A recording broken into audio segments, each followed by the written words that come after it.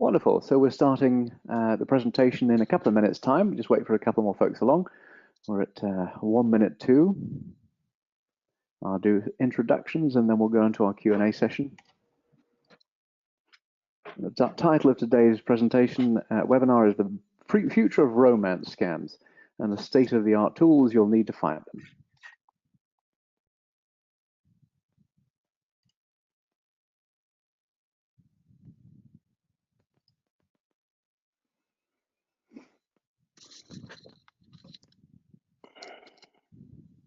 All right, we're going to jump in with introductions. So today we've got Patrick Frisk, who is the CEO of Besedo. He's been at Besedo now 5 years. Actually, I guess I'm first up. So I'm Mark Brooks. I'm the president of the Internet Dating Excellence Association, which you might remember as the Internet Dating Executive Alliance. We've actually just changed the name as of today. And I run onlinepersonalswatch.com, which is probably where you heard of this, and hopefully follow it. We summarize the news every day for you.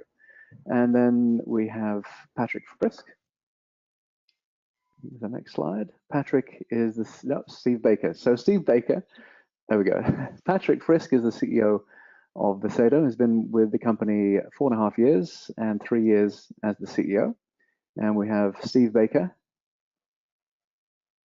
And you might remember Steve from the Internet Dating Conference. He's spoken at the conference a couple of times now over the years, and he's been with the FTC now 27 years through until 2016 as the director of the Midwest. He's now working with the Better Business Bureau as the international investigation specialist for some regions. And so let's jump into some Q&A. I'm going to start off with about 20 minutes of Q&A with our speakers today, and then we'll follow into open Q&A. So if you have any questions, please do submit them into the box there. We'll review them, and then they'll pop up for me to ask to our speakers. So I wanted to start off with, I remember several years ago now, at the Internet Dating Conference, we had a final panel session, and that's the session where we all get together at the end and just have an open discussion for about an hour and a half. And we got onto a particularly heated discussion around scamming activity. It's really, people really heated up around this particular subject.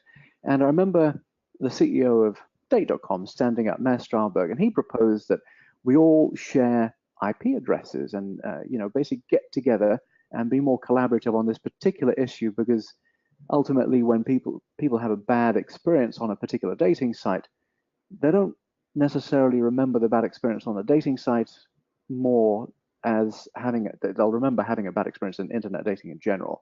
And so it behooves us to really work together.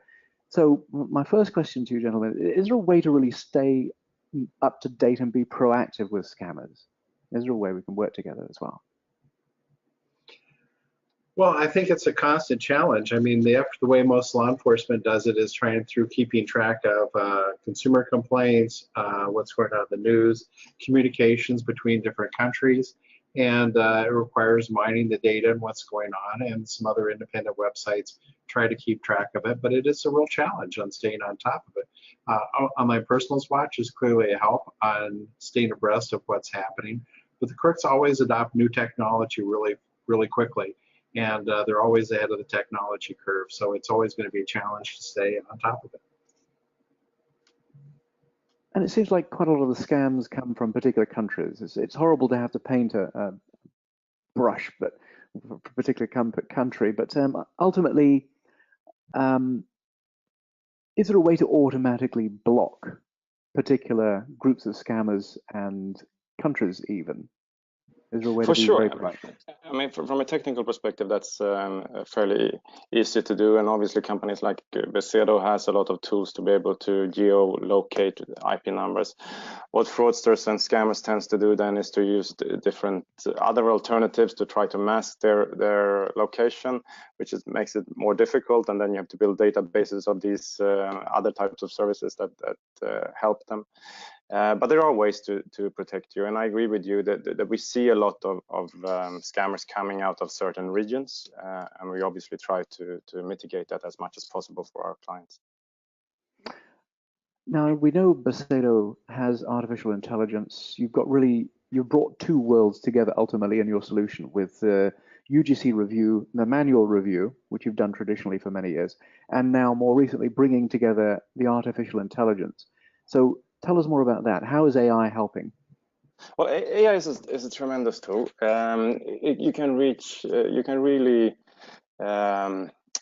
reach really high automation rate and make your moderation protection very automated and very efficient, but it doesn't do everything. And for our best clients, we tend to reach up to 90-95% automation, which is very, very high. But you need a lot of data to be able to reach those numbers, which is obviously the downside. It's quite you need to invest quite a lot to build the AI from the beginning, but then obviously you have a very good return on investment. And from our perspective, it's very important that you kind of link the AI, since that's essentially it's algorithms that learns from labeled data, and you link that to your human moderation, so it's constantly being updated, because as we know, the scammers they change their tactics all the time. So when you do onboard a new client, how long does it take for the AI to be trained on for that particular website, for that particular app? It depends a little bit on the how well the structured data is with the client that we're being onboarded. From our perspective, it takes about 3 to 4 weeks to actually train the models, if we are doing that on their data. Now, we have over the last year been developing kind of generic AI models that are out of the box free. Essentially, we're trying to help the smaller sites also to get the AI protection. But for a typical onboarding would take 4 weeks from our side, a few weeks of integration, and then after 2 months, you're basically up and running. So, Steve, question for you regarding, there's always this question about what dating sites should do when they've had victims, when they've had people that have been scammed on their sites. I mean, what would you recommend for support? Where does the line stop for a dating service? Well, I think these are the dating sites customers, and I think they really do need to pay attention to them. I fear sometimes that the dating companies see this as simply as an unnecessary expense, that the customers, victims, are kind of unprotectable and decide to throw up their hands and they're not going to spend time. I think that is a mistake. Certainly screening profiles in advance of them going on is good. Better warnings. I mean, most dating sites, I think, do have warnings to consumers, but a lot of them are very pro forma, just like you buy a product, consumer product, there's 5 pages of don't hold it, don't stand in the bathtub while plugging this in. Things that seem, people don't realize that this is really something they really need to worry about. And then if people do have problems, can they get a hold of the dating site and report it back easily? And again, some of that stuff I think is very much buried. And then the other one that they really need to do, I think, is once they find a profile online that is crooked, then they should reach out to everybody else of their customers who have interacted with that particular profile and warn them, because the scammers try to get people off the dating sites and other forms of communication very soon. So that package at a minimum would go a long, long way, I think, towards helping with this problem. And I think they seem so obvious that you would think that any business that cared for its customers would want to do that. I don't know how much it happens. I'm a little concerned that it doesn't as often as it should. So you worked 27 years with FTC, Steve, and I think one of the concerns that the industry has is if the government would ever take a bigger role and try and legislate and regulate the online dating industry in terms of its demands on certain levels of user protection from scammers. Do you foresee that? Do you think if you were to look into the crystal ball that could happen in 2, 3, 5 years' time? Absolutely. There's a lot of problems in the dating industry. The romance fraud is one that's getting increasing attention, particularly given the dollar amounts of loss and the number of victims. We're seeing over the last 3 years between the US and Canada losses reported of nearly $1 billion. And we also know only a tiny fraction of these people report it. We also see things like the Australian law enforcement has told me that they think they have more suicides over romance frauds in Australia than they do murders. So there's huge emotional damage here. Lawmakers are paying attention. The Senate Aging Committee has had hearings on this, particularly the use of romance scam victims used as money mules or to have drugs around the world. So I think that the chances of regulation are pretty good. And this is a worldwide industry. The countries around the world are seeing this. They're all getting increasingly concerned. Think of the model of Western Union. Western Union was just hit with civil and criminal charges with the FTC and Justice Department, and they were having to repay $561 million right now.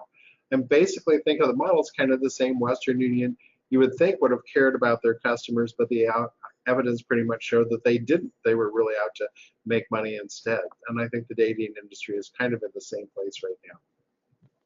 And how about the FTC? What role does the FTC play in all this? Well, the FTC deals with policymakers. Obviously, where Congress thinks of the FTC when they see consumer problems, the FTC has a database of consumer complaints that it mines, provides guidance. The FTC has conferences around the world with its civil counterparts, with other national consumer protection agencies, and the FTC's also got a long history of working closely with criminal authorities.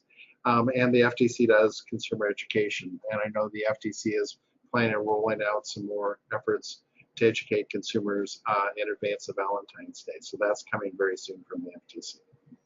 What recommendations would you have for the dating industry to be, to work and be proactive with the FTC?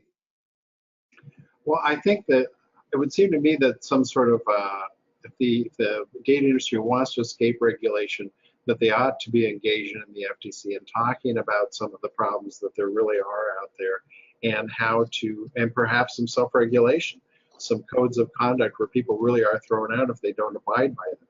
Perhaps a SEAL program. The Better Business Bureaus, for example, help a lot of industries set those sorts of things up. There's children's advertising units at the Better Business Bureau now.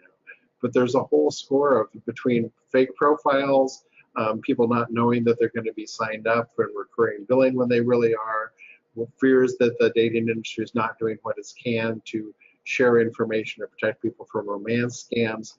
I think the industry is ripe for some heavy duty attention and possibly some class actions and other litigation.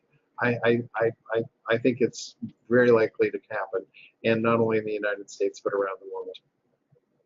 Well, Steve, we really appreciate you coming out to the Internet Dating Conference in the past. On a couple of occasions, you've invested the time to come out. And how about now, though? You're not with the FTC now. What can you tell us more about your role now and how you can help us now that you're no longer with the FTC?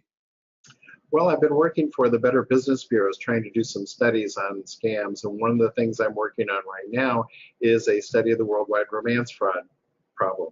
And again, we hope to release that, and we think we'll get a lot of press with that. So that'll help, of course, victims and consumer education, but I think we'll provide some data that's going to be useful for law enforcers and for policymakers on looking at just how bad this problem really is, the terrible effects it has on victims, and we're hoping to do some good there as well. Great. I'd love to run that on Online Personals Watch when it's available, so I'll make sure to push that out. So what steps have the FTC taken to, what resources are available to us through the FTC, and where can we find them at this stage? The FTC has got some consumer education online. It's not that extensive. Like I say, they're redeveloping it and buttressing it some right now. The FTC, if the industry were interested in coming in, I think they would. One of the high priorities for the FTC right now has been people being tricked into free trial offers for pills and potions where their credit cards are automatically being rebilled without their knowledge. That is a priority area for the FTC. I know that's sometimes an issue for online dating industry as well. I just saw that even eHarmony settled with 4 counties in California a couple of weeks ago, paying about $2 million for problems with that. So that's another area that's a high priority for the FTC. People really hate it when they find that they're continuing to be billed and they can't get these bills to stop. And that's going to be an issue also around the world. I know other countries are concerned about that too. So the FTC has done a lot of education on that and a lot of law enforcement. Like I said, it's been a priority. I think it'll continue to be. And I think that dating industry could very easily run afoul of that. Gotcha. Parts of it. So is there a way dating sites can really work together with the government to protect their users, would you say? The dialogue is always good. There are some countries that have more conversations with industries than others. The FTC traditionally has not been something I'm wanting to tell people what to do. Basically, it's been more you do it as long as you're free to be as innovative as you can. And FTC likes competition, but on the other hand, sometimes there's regulation. On the other hand, I know that in the UK, there's a lot of regular meetings and conversation between the industry and the British government. But I think having those meetings and having those discussions will do a whole lot to inform what happens with law enforcers and can help prevent them from just attacking something because they don't fully understand what's going on. And perhaps to alert them to real problems that they should focus some attention on. Because face it, like any industry, anywhere, whether you're talking plumbers or roofers or anybody, you've got some people that are at least dodgy, if not outright crooked. And getting those out of the system helps everybody else. And so what would you say are the best ways to recognize a scammer, and how do you remove them, Patrick? Well, from our perspective, we try to look for what we call scam markers. That could essentially be some text or some data point that we find, or a picture or something, and that's what our teams and our algorithms are looking for. Essentially, that the scammers always use the same kind of framework. They try to grab the victim's attention. Based on that, they then start building relationship. Often they try to move the conversation off-site as soon as possible. And then when they've done that, they start building more and more credibility with the victim until they have enough credibility to go in for the scam, maybe the money request or whatever they're trying to do. And what we try to educate our clients and help our clients with is to put the protective solutions into place to solve this. AI, we talked about it before. We also suggest that you use quite a lot of automatic filters. That can be a very quick way of spotting problems that are arising, new trends that are coming in. Automatic filters are usually, you search for specific text phrases, specific IP numbers, etc. And then on top of that, you have the human moderation, and the human moderators needs to be heavily educated in romance scams, because it's essential that they keep up to date. Great. How many people are at Besedo now at this stage, by the way? About 600. 600, okay. Yeah. And really, dating is a core business. I mean, there's marketplaces, dating. Yeah. Marketplaces and dating, those are our major kind of business areas, and obviously that's a very positive aspect of working with a company like us, that we work for many different clients across the globe. We pick up trends in one area of the globe, and then we can help our other clients to actually pick up on that trend very quickly. We gather a lot of data that we can use and so on. So. And internationally, going back to the government for just a little bit, the other place that might be useful to have a conversation with is the Pentagon. The U.S. military really does not like it. They've told me that the pictures have been U.S. soldiers who were killed in action in Afghanistan and Iraq. They've used pictures of four-star generals. They really don't like it. There's not much they can do as a legal matter, but I would think they would be really anxious to find somebody they could cooperate with. Intriguing, yes. Just to pick up the international thread for our international viewers, I mean, in terms of the FTC covers the USA, I mean, I've heard of ACCC, they seem very proactive in Australia. Are there other groups around the world that have similar functions to FTC that are also similarly proactive as the FTC and ACCC? For example, the UK. UK is doing more and more. The Canadians, of course, are good friends. The FTC works very closely with them. There's the Competition Bureau in Canada, but then the Royal Canadian Mounted Police do a lot of work around there. And the FTC also has an International Mass Marketing Fraud Working Group, which is mainly criminal enforcers around the world that the FTC meets with regularly, compares notes, what's going on, and they try to do some work. They also coordinate, I know, some of the Europol.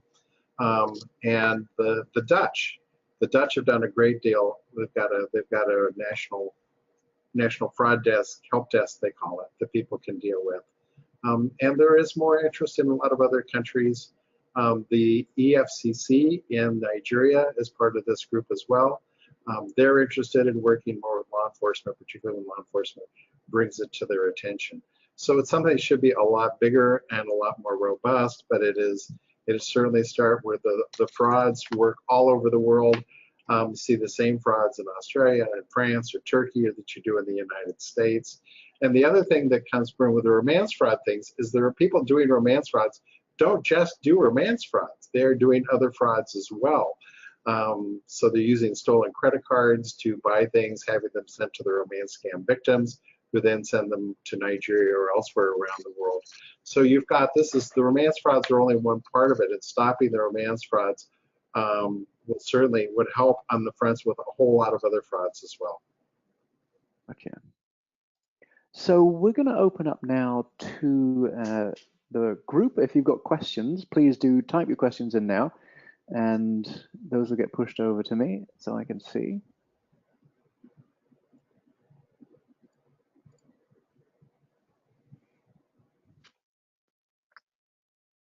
So where are you based now, Steve?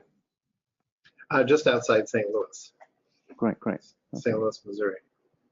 Well, hopefully we'll see you at another internet dating conference. We really appreciate your time speaking to the industry. It's a fascinating industry that obviously does a lot of good for a lot of people. But unfortunately, the crooks use it just like they use Facebook or things like that. It is, and I think it is, again, it's something you can't just say, well, these are the customers of the dating industries, and you would really think the dating industry would look out for them because they care about their customers, and that would be something that they would be able to advertise. We care about you. We're warning you because we really want you to be safe. And it would seem to me that would be a strong competitive selling point for a dating site, that we care more and we're going to try to protect you more than some of our competitors. But I really haven't seen that personally, that they've used that into their marketing things. Yeah. I think there's always a concern with, once someone is being through this rotten experience, and then, the proactive, appropriate thing to do is to reach out to people who may have been contacted by that person. But I think there's always that concern that, how do you get that wording right? Because psychologically, it's a real turnoff. That's a real concern. If they're getting if you get an email from a site that you're on that, hey, have you been contacted by this person because they're a scammer? That is, how to word that right. I mean, that's something where it would be good to have some idea of what the standard is, what works well, what is the way to be proactive, but also not scare away customers. Well, I think the dating industry has got some obviously wonderful marketing people that are very bright and do that.